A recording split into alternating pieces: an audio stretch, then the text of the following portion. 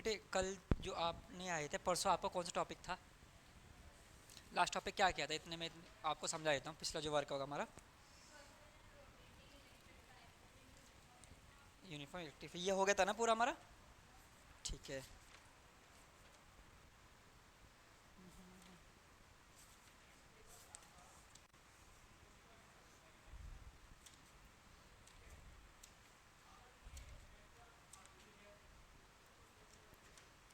ठीक है,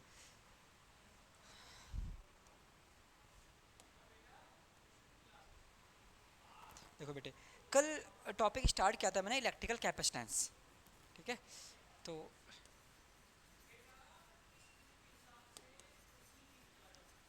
कैपेसिटेंस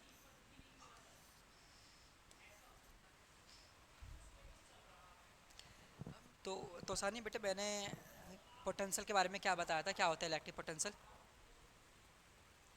कि जब चार्ज बैट किसी चीज़ डिवाइस को दिया जाता है तो बैटरी में जाकर एनर्जी के फॉर्म में क्या हो जाता है, स्टोर हो जाता है। तो जो आपने कहा कि सर ठीक है, आप जो चार्ज दे रहे हैं वो जाकर बैटरी में क्या कर किस में कन्वर्ट हो गया, पोटेंशियल एनर्जी के फॉर्म में कन्वर्ट हो गया। ठीक है, यहाँ तक हमने कर लिया था। अब क्वेश्चन आगे चलते हैं। जितनी भी डिवाइस होती हैं सब डिवाइस की अपनी कैपेसिटी होती है। अब ये तो नहीं है कि अगर आप कह रहे हैं कि सर 50 वोल्ट की बैटरी, तो 50 वोल्ट की बैटरी के अकॉर्डिंग उसके बाद भी आप चार्ज दिए जा रहे हैं, दे रहे हैं, दे रहे हैं, बाद में क्या होगा, वेस्ट ही होगा। क्या होगा, बैटरी गर्म हो जाएगी हीट के फॉर्म में और ये फूल के ख़राब हो जाएगी। तो अब टॉपिक हमारा है कैपेसिटेंस। अब एक ऐसी दिमाग अगर बात करें, कोई डिवाइस आपके पास है और आपने कहा कि सर ये कितने चार्ज कंटेन कर सकती है, तो हम ये कहेंगे सर जितनी उसकी कैपेसिटी होगी। ये मैं कल का टॉपिक समझा रहा हूँ आपको, जो हमने कल पढ़ाया। ठीक है, तो सर ठीक है, जो आप चार्ज देते हैं वो चार्ज जाकर एनर्जी के फॉर्म में स्टोर होगा, लेकिन उसकी जितनी कैपेसिटी होगी उतने ही चार्ज को वो कंटेन करेगा। तो इसीलिए प्रोपोर्शनल साइन की जगह पर आता है सी वी। क्यू इक्वल टू क्या हो गया, सी वी हो गया। कैपेसिटेंस का मतलब होता है बेटे कि किसी डिवाइस की, कंडक्टर की चार्ज को कंटेन करने की कैपेसिटी, कितने चार्ज को कंटेन कर सकता है, उस कैपेसिटी को बोलते हैं कैपेसिटेंस। देन कि आपने ठीक है सर चार्ज दिया, कन्वर्ट किस में हो गया, पोटेंशियल में कन्वर्ट हो गया, और जितनी कैपेसिटी है उतनी वो चार्ज को क्या करेगा, कंटेन करेगा। Q is equal to C V, और सी इक्वल टू हो गया क्यू अपॉन वी है। सी बराबर क्या हो, क्यू अपॉन वी के। यूनिट कुलाम, पोटेंशियल की वोल्ट, कुलाम पर वोल्ट।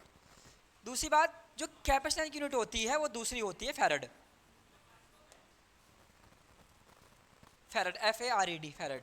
ठीक है, अब समझना ध्यान से जरा बेटे, थोड़ा ध्यान दे भाई, जो कल वाला टॉपिक रिवाइज कर रहा हूँ एक बार में। ठीक है, कि जो आपने सर चार्ज दिया, चार्ज अगर बैटरी में कन्वर्ट होगा किसके फॉर्म में, पोटेंशियल के फॉर्म में, जितनी कैपेसिटी होगी उतने वो चार्ज को क्या करेगा, कंटेन करेगा। Then Q is equal to हो गया C V, C is equal to हो गया Q upon V. Charge unit क्या बताया अभी, कूलाम। ठीक है सर, पोटेंशियल क्या होती है, वोल्ट, तो कूलाम पर वोल्ट। ये तो हो गई डिराइव यूनिट। अब पूछ ला आपसे एसआई, तो कूलाम की सॉरी कैपेसिटेंस की होती है farad, F A R A D.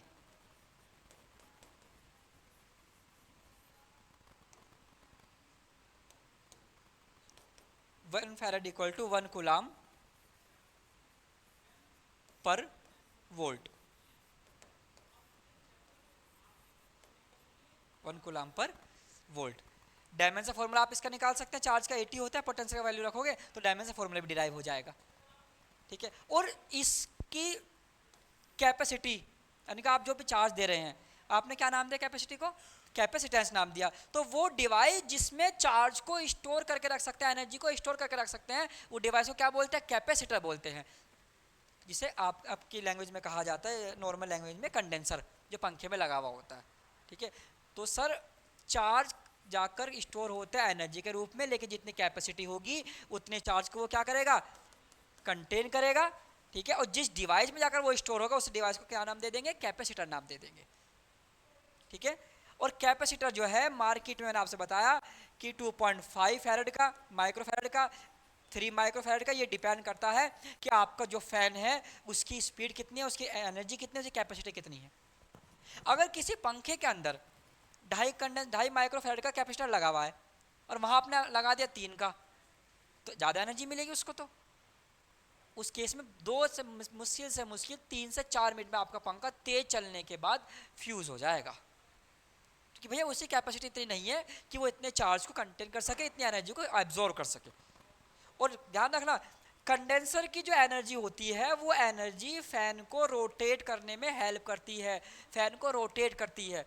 तो इसीलिए मैं कल एग्जांपल भी दिया था कि जो आपका टेबल फैन है उसमें जो कंडेंसर लगा हुआ है, अगर आपने कंडेंसर हटा दिया, तार को ऐसे ज्वाइन कर दिया जंक्शन की तरीके से, तो भैया पंखा नहीं चलेगा, मतलब ही नहीं उठता।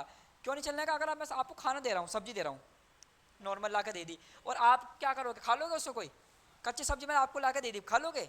मतलब ही नहीं उठता। फिर आपको उसको प्रोसेस करना पड़ेगा, सब्जी बनेगी, आप खाओगे, तब आपका क्या होगी, एनर्जी मिलेगी। बात, लेकिन सोर्स तो सब्जी कौन, एनर्जी का सोर्स हो गया ना। तो इसी तरीके जो डिवाइस होती है, ये डिवाइस जो है के अंदर जो एनर्जी होती है, किसकी एनर्जी होती है, चार्ज की एनर्जी होती है, वही एनर्जी पंखों क्या काम करती है, रोटेट करती है। क्लियर यहाँ तक हो रहा है? This is known edge device capacitor. और जितनी कैपेसिटी है चार्ज को होल्ड रखने की, कैपेसिटेंस। ठीक है, यहाँ तक समझ में आ गया? कोडास कल मैंने यहाँ तक पढ़ाया था, इस आगे तो नहीं था टॉपिक। और उसके बाद एक टॉपिक और था कि capacitance of isolated spherical conductor.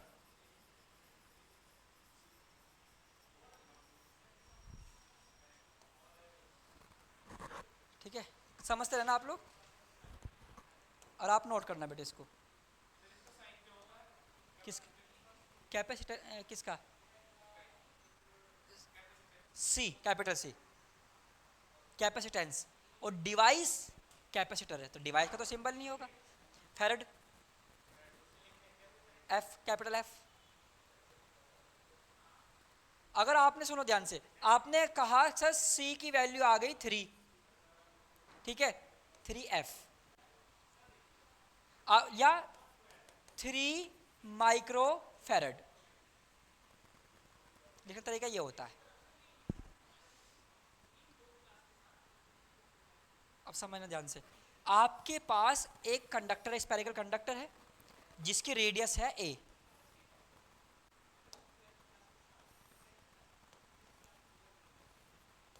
और चॉइस आपकी, आप a ले रहे हैं या r ले रहे हैं, और इसके ऊपर चार्ज डिस्ट्रीब्यूट है यूनिफॉर्मली, इनसाइड नहीं है, ये बात ध्यान रखना।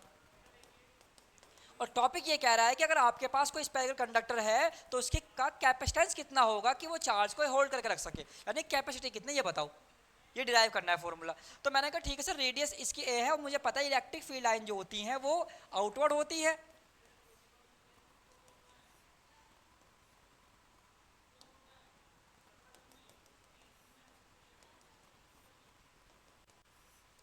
ये हो गई इसकी इलेक्ट्रिक फील्ड लाइन, जो हमेशा क्या है, आउटवर्ड है। फाइंड क्या करना है, कैपेसिटेंस फाइंड करना है। सीधा फॉर्मूले पर आते हैं sir, C equal to Q upon V।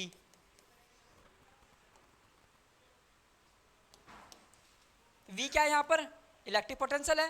Potential का फॉर्मूला क्या होता है, 1/4 पाई एप्सिलॉन के naught into Q upon R की जगह पर आ गया A। पुट अप कर दे क्वेश्चन नंबर 1 में, from equation first and second,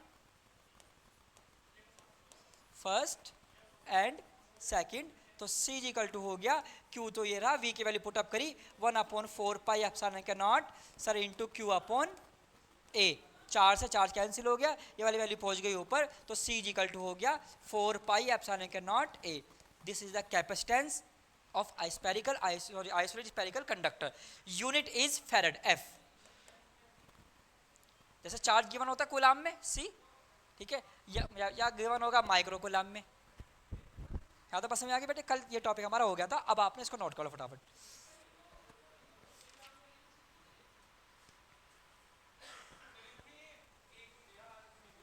मैंने कहा कुछ भी ले सकते हो, तुम पर डिपेंड, तुम आर ले लो, तो आर से भी बात हुई है।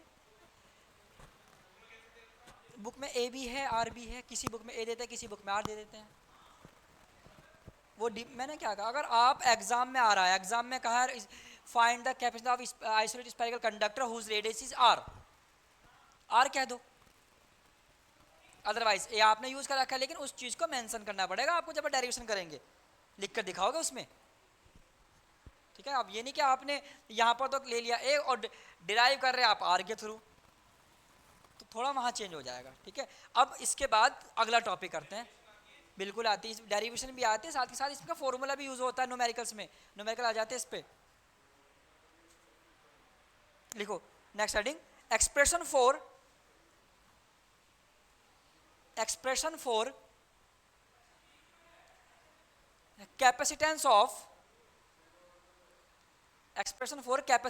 Of A parallel plate capacitor. Expression for capacitance of A parallel plate capacitor.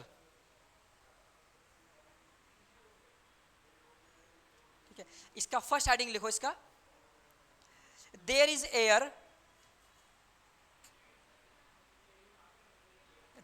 Air, हाँ सब हेडिंग इसका, between the plates.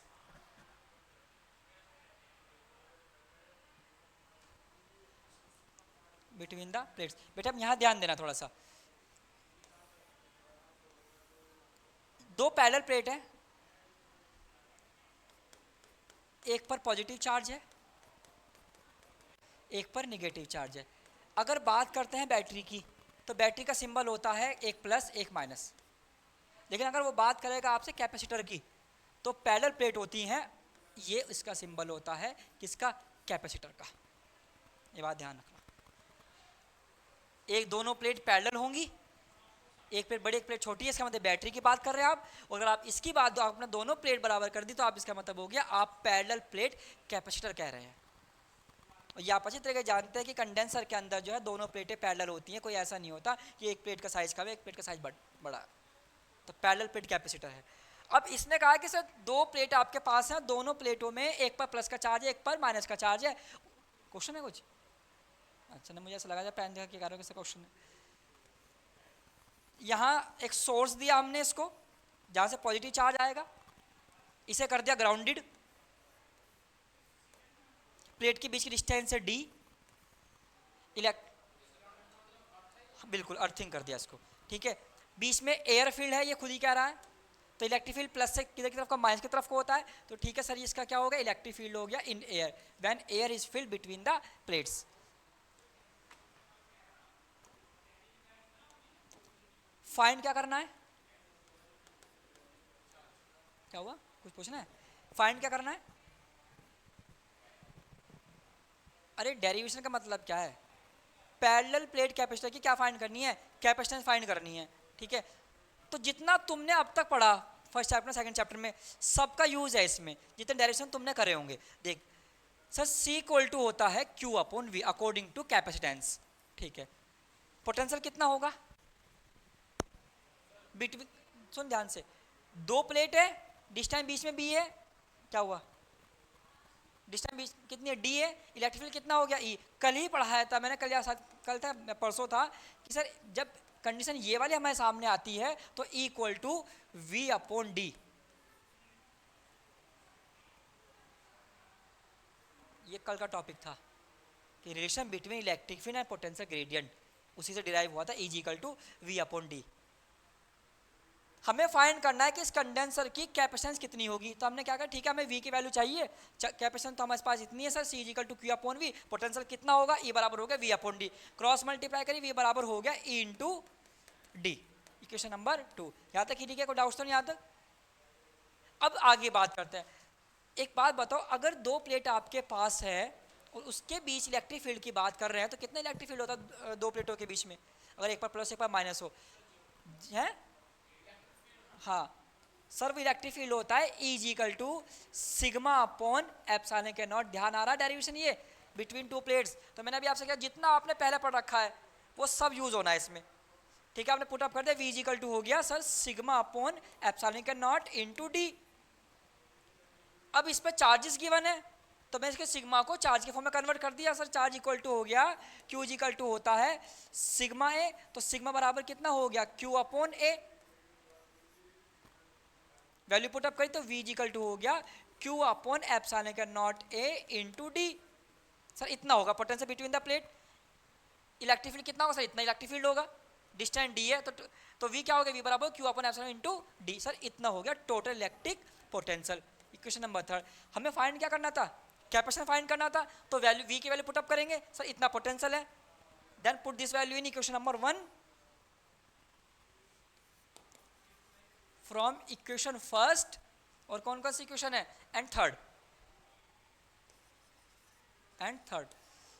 C is equal to Q upon V की वैल्यू कितनी है, Q into D upon epsilon का naught A, charges cancel हो गया, तो C इज इक्वल टू हो गया एप्सिलॉन का naught A upon D। Sir इतना होगा कैपेसिटेंस बिटवीन द प्लेट, इतनी उसकी कैपेसिटेंस होगी, यस कैसे, इतनी उसकी कैपेसिटी होगी। किस पर डिपेंड कर रही है, एरिया पर डिपेंड कर रही है, किस पर डिपेंड, डिस्टेंस पर डिपेंड कर रही है। मतलब कैपेसिटेंस आपका जो है, जो ये कह रहा है कि कैपेसिटेंस जो है डायरेक्टली प्रोपोर्शनल किसके होगा, एरिया होगा। अगर एरिया इंक्रीज करेंगे तो कैपेसिटेंस इंक्रीज हो जाएगा। दूसरी बात, कैपेसिटेंस इनवर्सली प्रोपोर्शनल किसके है, डिस्टेंस के, डिस्टेंस इंक्रीज करने पर डिक्रीज हो जाता है।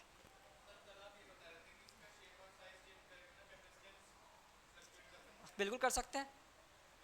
अब कैसे देख, प्रैक्टिकल चीज समझना, अगर कंडेंसर है, ये नॉर्मल कैपेसिटी हो गई जब एयर फील्ड है, और अगर हम ये चाह रहे हैं कि इसका शेप एंड साइज चेंज करे भी ना, कुछ चीज़ के अंदर फिल कर दें, तो हम क्या, सॉरी इसकी कैपेसिटेंस बढ़ा दें, तो हम इसके अंदर, प्लेट के अंदर या प्लेटों के बीच में जो है, हम कोई भी एक डाई इलेक्ट्रिक सब्सटेंस फिल कर देते हैं।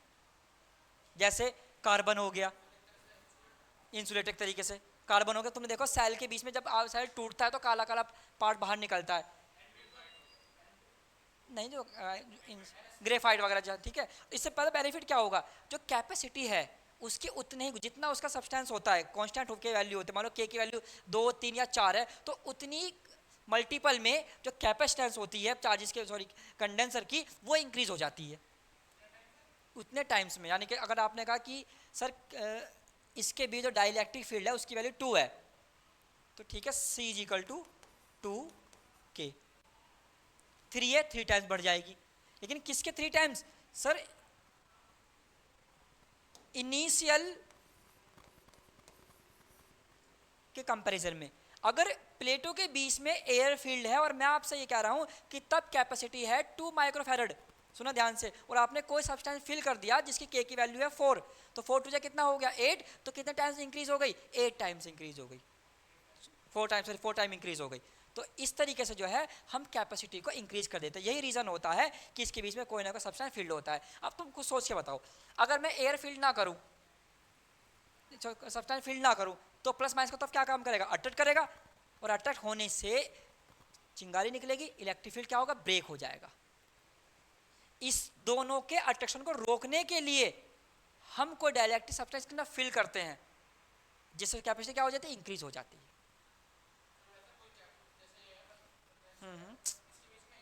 बिल्कुल है, नहीं इसके बीच में एयर नहीं है, तो होते तो यूज ही नहीं कर सकता, एनर्जी कैसे स्टोर करेगा, फिर प्लस भागेगा माइनस की तरफ को, अट्रैक्ट करेंगे।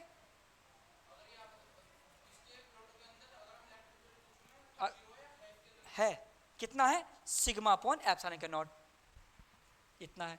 सेकंड चैप्टर में टॉपिक था गॉस थ्योरम की एप्लीकेशन होती हैं, उस पर था कि अगर दो प्लेट आपके पास है, एक पर आप दोनों पर अपोजिट चार्जेस हैं, तो प्लेटों के बीच में इलेक्ट्रिक फील्ड कितना होगा, sir equal to sigma upon epsilon के नॉट, इतना होगा, डिराइव करवाया था, ठीक है। वो प्लेट के बहुत सारे कितना होगा, सिग्मा अपॉन 2 एप्सिलॉन के नॉट होगा। तो अगर आप हमसे ये पूछ रहे हैं कि सर क्या प्लेटों के भी इलेक्ट्रिक फील्ड होगा, मैंने कहा हाँ होगा, कितना हो, 0 नहीं होगा, सिग्मा अपॉन एप्सिलॉन के नॉट। 0 कब हो, जब या तो डायरेक्शन रिवर्स हो, दोनों पर प्लस चार्जेस हो, भाई इसका आउटवर्ड इधर की तरफ को हो गया, इसका आउटवर्ड इधर की तरफ को हो गया, दोनों एक दूसरे क्या करते हैं, कैंसिल कर देंगे, इलेक्ट्रिक फील्ड क्या हो गया, 0 हो गया। अब यहाँ बिल्कुल, अब इसका प्लस से माइनस की तरफ को है, मान लो अगर इसके बीच में कोई चार्ज है, तो ये इसको अट्रैक्ट कर लेगा इनसाइड, तो इसका इनसाइड ऐसे ही होगा, इसका आउटसाइड ऐसे ही होगा, इलेक्ट्रिक फील्ड सेम डायरेक्शन में हो गए, ऐड हो जाएगा इलेक्ट्रिक फील्ड, इसका मतलब इलेक्ट्रिक फील्ड तो है।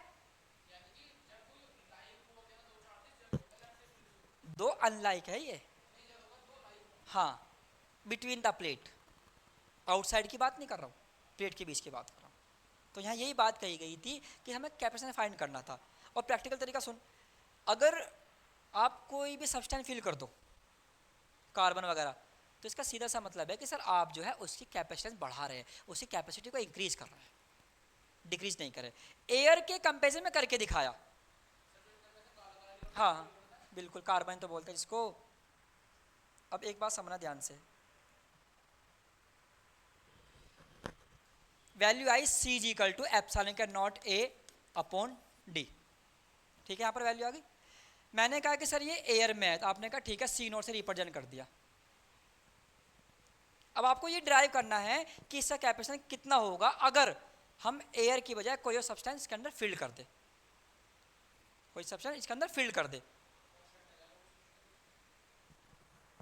कांस्टेंट कैसा आ जाएगा? अभी बताया कि चीज़ फिल करने से चीज़ें इंक्रीज होती हैं ना कि डिक्रीज होती हैं। बिल्कुल वो डिपेंड करेगा। मैंने कहा ये एयर में इतनी है कैपेसिटेंस, कोई सब्सटेंस फिल करना है तब कितनी इंक्रीज हो जाएगी, प्लस करके। चलो पहले एक काम करो, फटाफट तुम ये नोट करो, मैं एक लाइन बोल रहा हूँ उसके बाद बताता हूँ इसकी टॉपिक क्वेश्चन का आंसर आता है कि कैसे इंक्रीज करेंगे और कैसे डिक्रीज करेंगे और कितने टाइम से इंक्रीज होगी। ठीक है,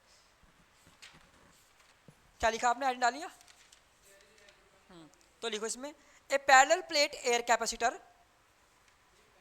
plate air capacitor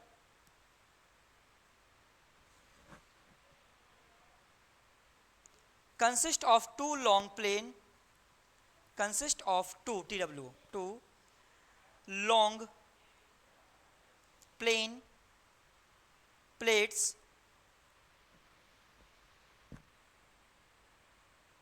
mounted mounted mounted on two insulating stands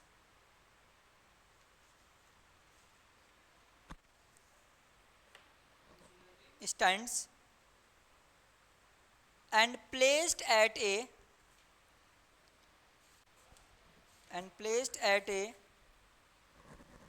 small distance apart,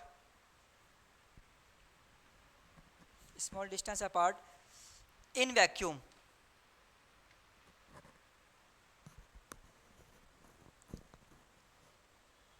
The plates are parallel to each other,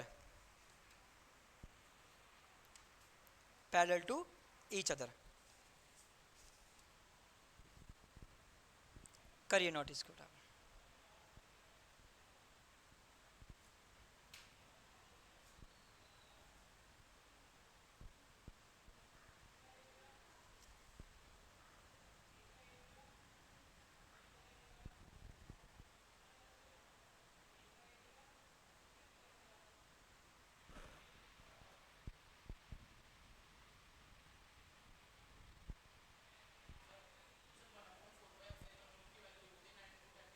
जी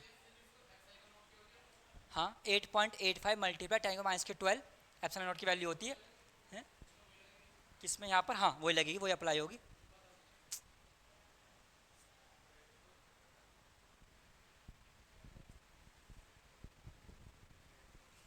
हाँ, कल की बात भूल गया क्या?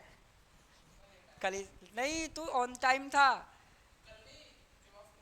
अरे कल भी बताई थी उसने, कल वो ध्यान हो कि मैंने 1/, हाँ पूछा मैंने कल, मैंने 1/4 की वैल्यू पूछ रहा था। ये नोट कर लिया क्या?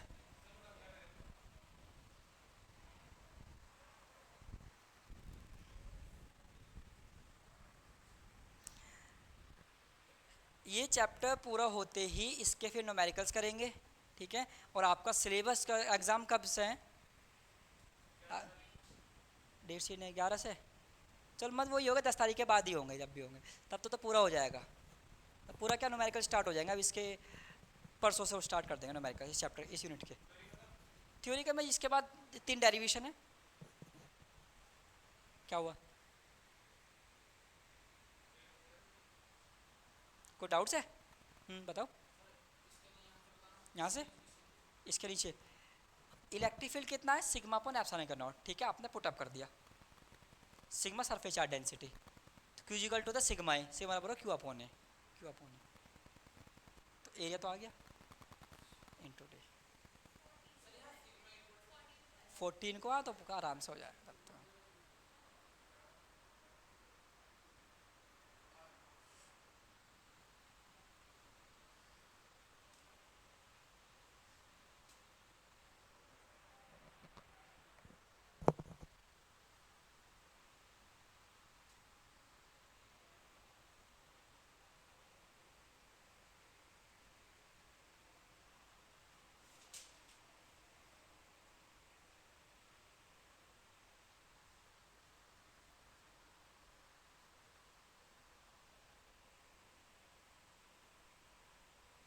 अब सुनो बेटा ध्यान से, तेरा बाद में नोट कर लिए, हो गया आपकी, रह रहा, जल्दी कर।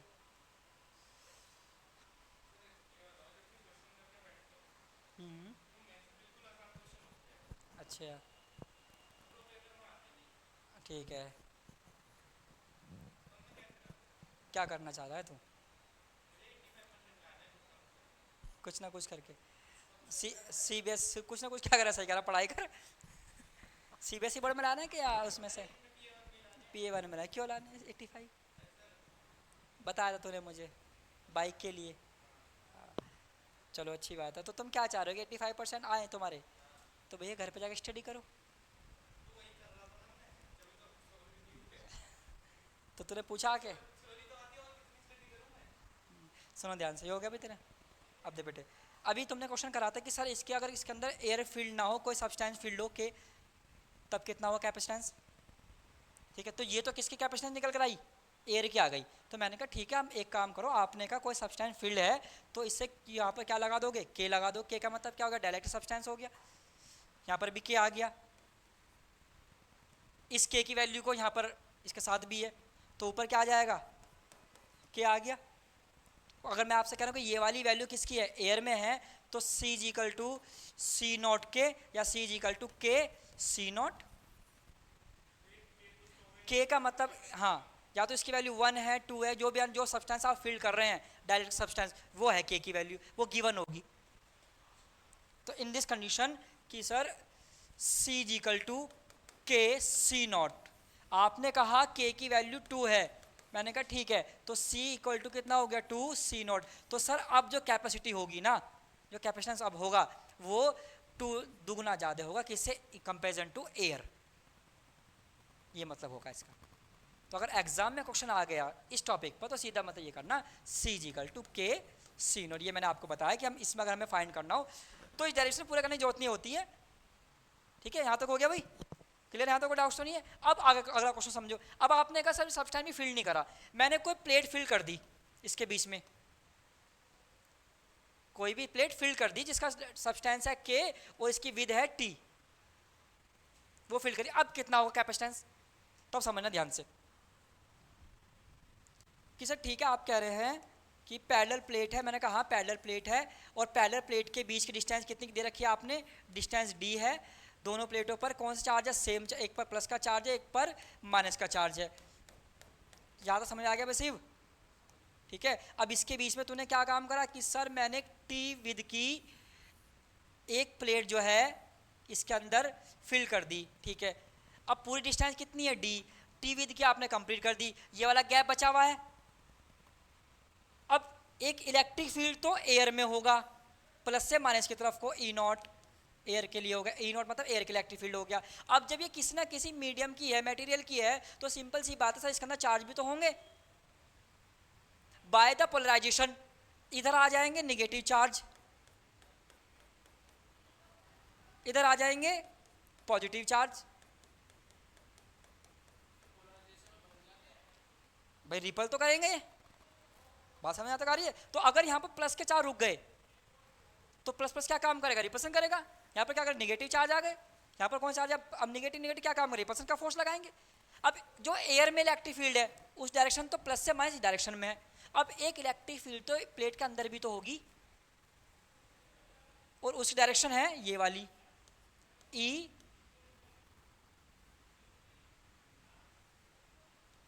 इस डायरेक्शन में E T, electric field direction. तो दो इलेक्ट्रिक फील्ड हो गए, outside in air, inside in plate. याद बात कि अब वो करेंगे, अब बताओ कितना होगा कैपेसिटेंस। तो मैंने कहा ठीक है, जैसा आपने स्टार्ट किया वैसे स्टार्ट करो। C is equal to Q upon V, ठीक है सर, वी फाइंड करना है। अभी करा इलेक्ट्रिक फील्ड E बराबर होता है V अपॉन डी, V बराबर कितना हो गया E इंटू डी। यहाँ तक कोई डाउट तो नहीं है, यहाँ तो सेम है पहले का जैसा, चेंज यहाँ पर आएगा तो कैसे। अब आपके पास दो इलेक्ट्रिक फील्ड है, दो डिस्टेंस है, एक इलेक्ट्रिक फील्ड एयर में है, तो एयर की इलेक्ट्रिक फील्ड हो गया इसका अकॉर्डिंग E नॉट, डिस्टेंस हो गई D माइनस के T। भाई आधी तो फील्ड आपने कर दी, इतना गैप है तो D माइनस के T करना आपको पड़ेगा। यहाँ समझना तो सही बेटे, ठीक है। प्लस प्लेट इसके अंदर ही है इसलिए प्लस कर दिया। अब एक इलेक्ट्रिक फील्ड प्लेट के इनसाइड है, कितना है E, टी मतलब inside the T plate into distance कितनी कवर करेगा, टी डिस्टेंस कवर करेगा, टी।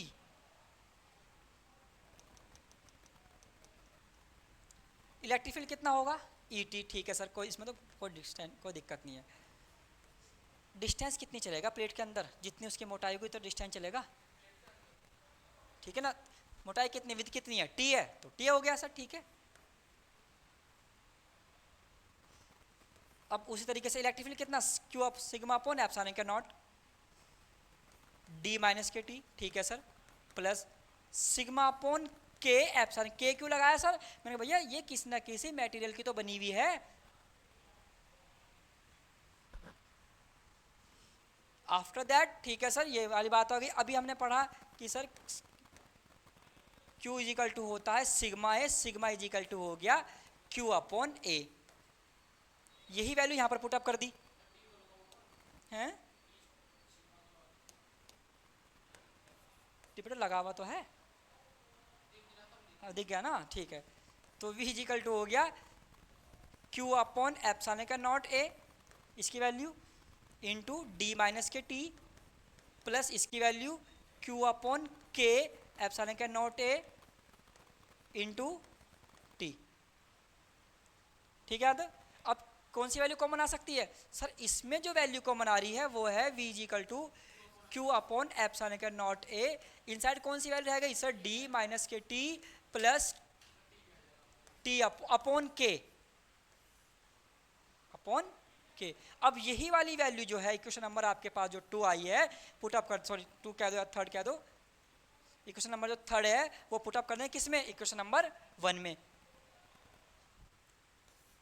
फ्रॉम इक्वेशन थर्ड, इसको भी कह दो third and 1, then C is equal to हो गया Q अपॉन V की वैल्यू कितनी आ गई, Q अपॉन एप्सिलॉन का naught A D minus K T plus T upon K, charges cancel हो गया, तो ये हो गया सी इजिकल टू एप्सिलॉन का naught A upon D minus K T plus T upon के।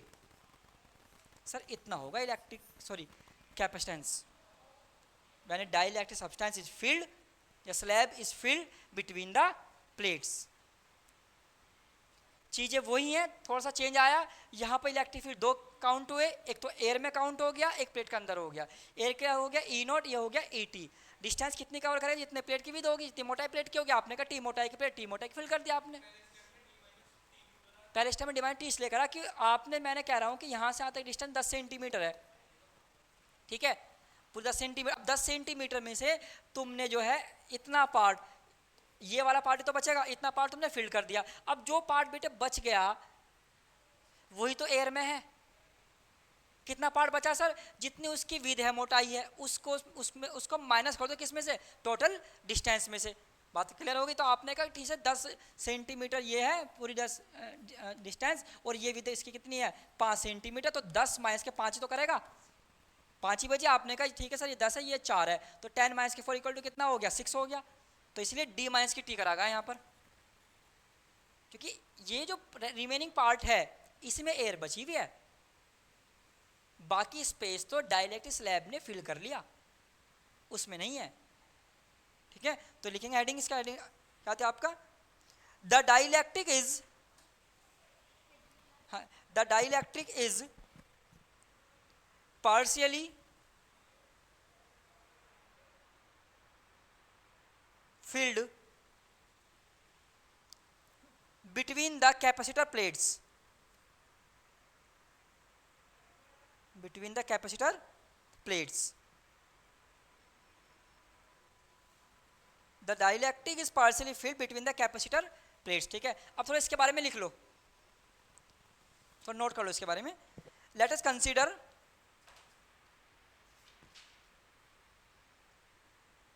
a parallel plate capacitor, having plate charge Q,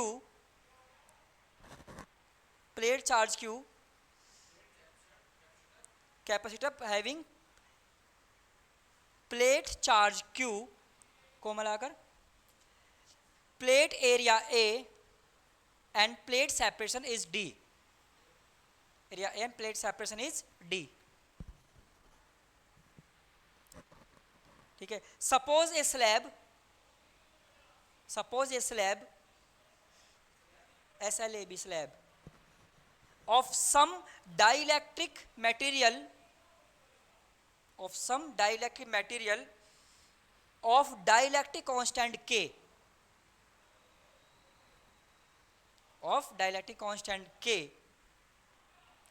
and thickness T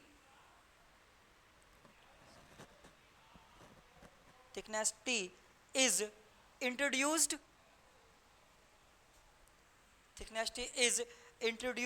between the plates, then the distance between the plate is T in the dielectric and D minus T in vacuum. ठीक है, और सारा बता दिया इतनी vacuum में होगी. Then capacitance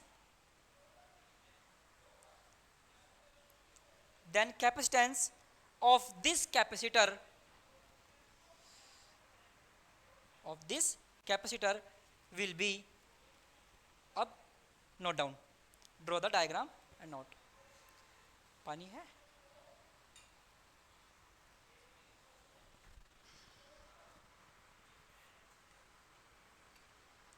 आज वो भी नहीं आया. आदर्श आयुष कहाँ है?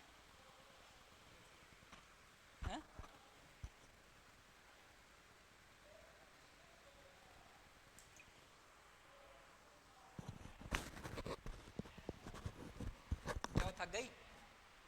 तो मैथ वाले सर भी आएंगे.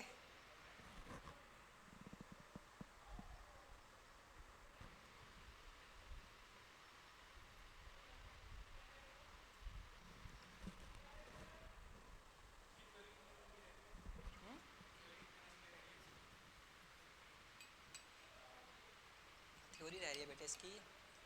कल अगर आप लोग चाहोगे तो कल पूरी करा दूंगा इसकी थ्योरी. और इसके बाद मैं एक काम करूंगा, इसकी थ्योरी पूरी कराने के बाद आपसे जो है मैं 2 टाइप के न्यूमेरिकल कराऊंगा. सुनो ध्यान से, बाद में नोट करना. एक तो जो आपके बोर्ड के हैं वो सीबीएसई के, ठीक है ना. दूसरा थोड़े से नीट लेवल के, यानी नीट आईआईटी लेवल के, ताकि हमारा जो कॉन्सेप्ट है वो भी क्लियर हो जाए. अब इससे क्या होगा, बोर्ड आपका आप जैसी कंडीशन आपके बोर्ड का अकॉर्डिंग आप क्वेश्चन हो गए, थोड़ा सा एडवांस लेवल पे, माने मीडियम हमारा थोड़ा हाई हो गया. ये नहीं है कि ठीक है जो डेरिवेशन है उस पर क्वेश्चन करा दिए. वे क्वेश्चन होंगे थोड़े स्टेटमेंट के, एमसीक्यूज के, उसमें ऑप्शन तो गिवन होंगे आपके पास, लेकिन सोल्यूशन करके पता चलेगा. एमसीक्यूज होंगे वे, बट न्यूमेरिकली एमसीक्यूज, जिससे जो डाउट्स है, जो प्रॉब्लम है वो भी क्लियर होगा.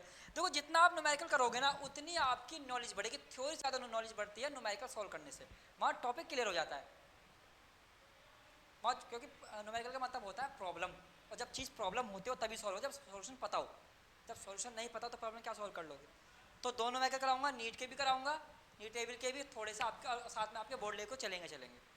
तो नीट का थोड़ा सा हेल्प ये मिल जाएगी, हमें पता चल जाएगा कि हाँ हमारा जो टॉपिक है इसमें नया क्या है, कुछ और क्या चीज़ स्किप हो गई, क्या एडवांस हमें मिली थी, कि हमारे बोर्ड लेवल में कितना पूछा. अगर मान लो किसी रीजन से एग्जाम थोड़ा टफ भी आए तो हम क्वेश्चन कर सके कि हाँ ये हमने पढ़ रखा है. ये हो गए आपके नॉर्मल नोट्स जो आप बना रहे हैं. एक नोट्स बनाऊंगा आपके दूसरे, ठीक है, नोट डाउन बेटे.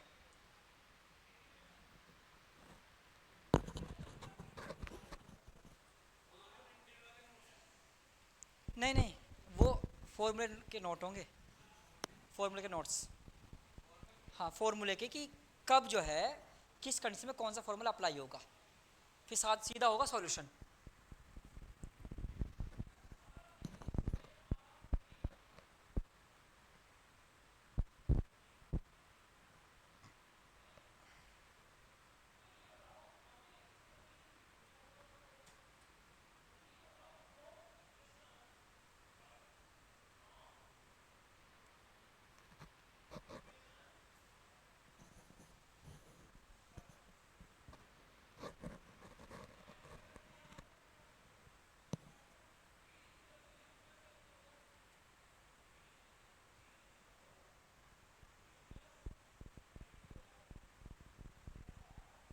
हो यहाँ तक?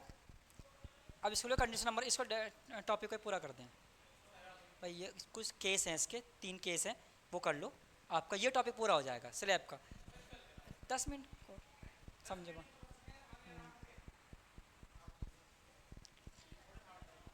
अच्छा एक केस कर लो बस भैया, केस करो ना केस। अब मैं कह रहा हूँ केस करो, अब तुम केस नहीं कर रहे हो, फिर अपना आप केस करने लगोगे तो ज़्यादा कैड़ा हो जाएगा। एक केस करते हैं बस। नहीं केवल एक कराऊंगा पक्का, और मैं तीसरे पर गया तो तुरंत कॉपी बंद कर देना। नहीं मैं भी बंद हो जाऊँगा, ऑफ कर देना। जल्दी कर भाई, तू 10 मिनट उसे लिखने में लगा दिए। आज अक्षिता भी छुट्टी पे है, ये क्या नाम इनका, साक्षी, और वो आई10 तो आए नहीं, जब वो ही नहीं आते वो कैसे आती।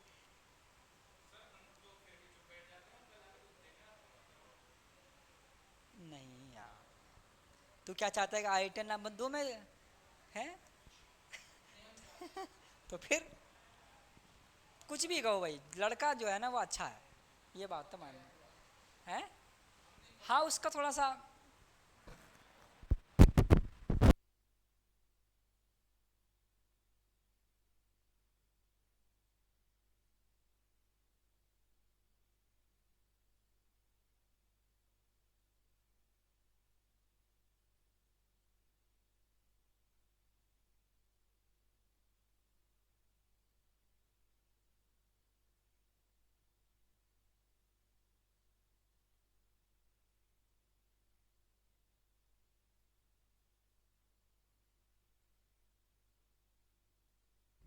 लड़का अच्छा है वो, ऐसी बात नहीं। देखो केस 1, स्पेशल केस 1, अभी डायग्राम में ड्रॉ करा भाई, ये नहीं लिखा ये, जल्दी कर भाई। तुम्हारे कहीं डाउट्स नहीं बेटे, ध्यान रखना, तुम्हारे तुम्हारे पास कोई डाउट्स नहीं होते हैं? डाउट्स हैं आज? ठीक है आज अच्छी बात है।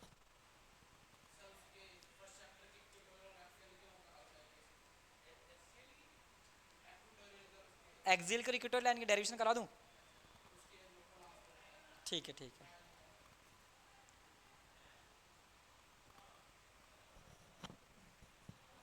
तो इसे तो पूरा कर दूं पहले।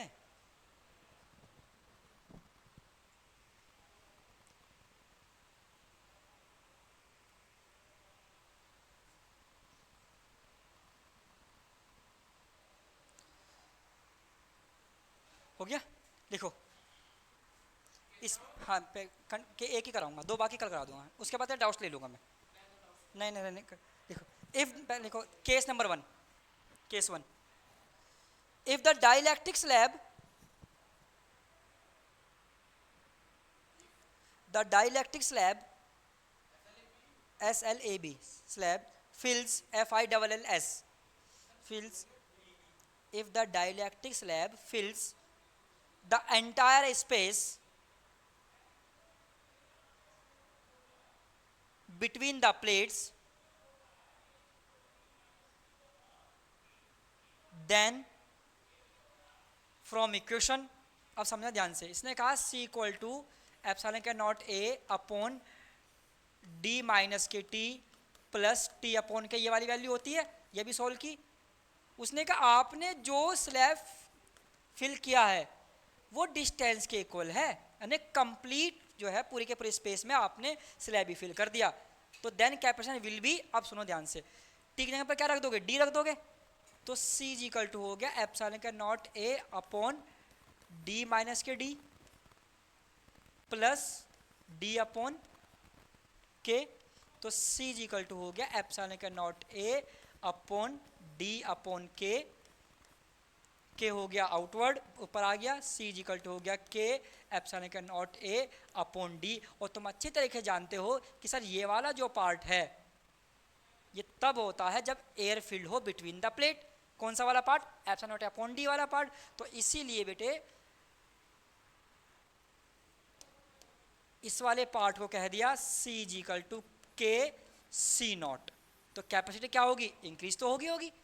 इसीलिए कहा जाता है कि अगर मुझे कैपेसिटी इंक्रीज करनी है तो कोई ना कोई मुझे स्लैब इसमें क्या करना पड़ेगा? फिल करना पड़ेगा। इंक्रीज करने के लिए। और जितनी के की वैल्यू तुम कम करोगे कैपेसिटेंस उतनी डिक्रीज हो चली जाएगी। और जब तक ये चार्ज को कन्वर्ट करता रहेगा एनर्जी के फॉर्म में तब तक फैन तेज घूमेगा। जहाँ इसने कैपेसिटी से ख़त्म होनी शुरू हो गई पंखे की स्पीड भी कम होनी शुरू हो जाएगी। ये मतलब होता है। ठीक है, तो ये और चीज़ नोट कर लीजिए इसमें फटाफट केस फर्स्ट में जो आपने लिखा ना, ये नोट कर लो।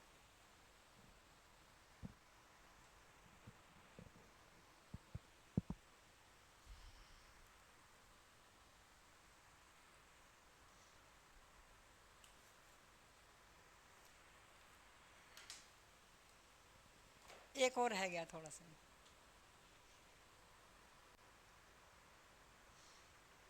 लेवल सबके निकलेंगे यहाँ, सही कह रही साक्षी।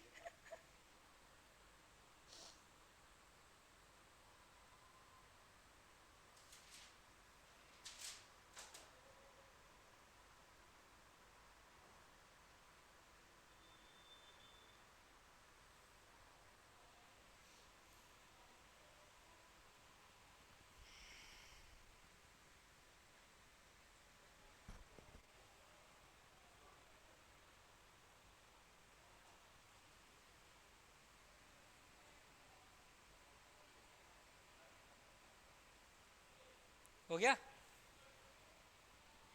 जल्दी नोट कर भाई, अगला वो कंडीशन रह गई।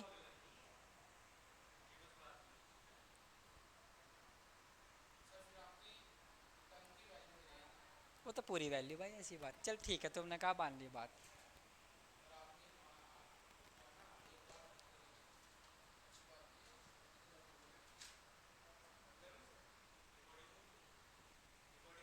नहीं वो तो मैं ही कर दूंगा, नीचे तो उतरना पड़ेगा। अब यहाँ तक जो कराया आज उसमें कोई डाउट्स हो तो पूछ लो, जो आज पढ़ाया। इतने फॉर्मूले याद कैसे करेंगे? देख प्रैक्टिस पे, डेली का अगर डेली करेगा तो जरूरत नहीं फिर याद करने की।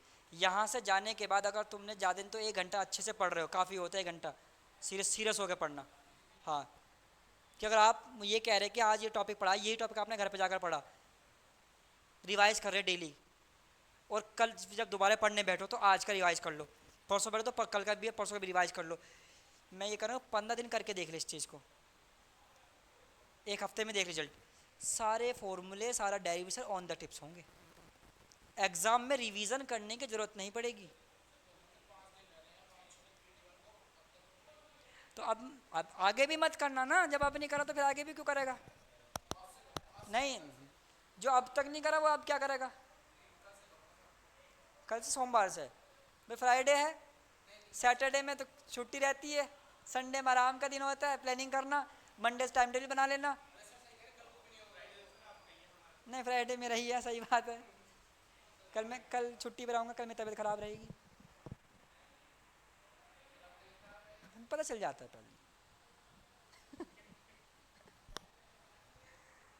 ठीक है,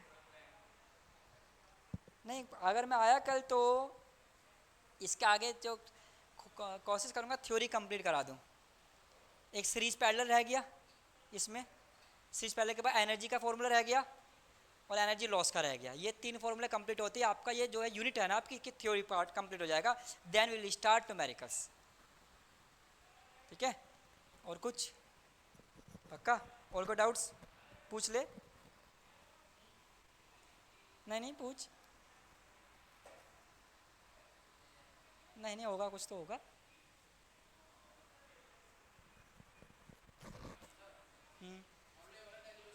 ठीक है, हाँ ठीक है, इसलिए कंपलसरी है कि आप पहले ये तो बताओ ना आप करने क्या जा रहे हैं। जितना तुम सॉर्ट करोगे, उसने ये नहीं कहा कि वो ये लिख कर आना है, वो ये कह रहा है कि आप मुझे बताओ आप कर क्या रहे हैं। अगर आपने अपनी लैंग्वेज में उसको समझा दिया ना तो भी सफिशेंट है भाई। आप ये तो कहना चाह रहे हो कि डिस्टेंस डी या प्लेटों के बीच की, ठीक है, स्लैब फील्ड है, क्या फाइंड कैपेसिटी फाइंड करना है, डायरेक्ट कांस्टेंट के है, इलेक्ट्रिक फील्ड आउटसाइड इतना होगा, इनसाइड इतना होगा, ये बात तो बता दिया आपने अपनी लैंग्वेज में। ठीक है, देन कैपेसिटी विल भी स्टार्ट करके दिखा दिया। अगर तुम नहीं करके रहोगे, तुमने करा क्या, तुम्हें कैसे पता चलेगा? अगर मैं तुमसे ये कहूँ कि ये क्या है 10, आप नंबर ही तो बताओगे, 10 सेंटीमीटर, तब वो समझेगा लेंथ की बात कर रहा है।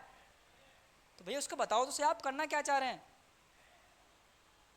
इसमें मैंने कहा कि कल जो है मैं इसको एक बार फिर रिपीट करूँगा कि वो भी आ जाएंगे, ठीक है। ये कितने केस कर लिया आज, एक केस हुआ है ना, 2 रहेगा इसके, ठीक है। वो 2 कल कंप्लीट कर देंगे, ठीक है। अरे बंद कैसे होगा।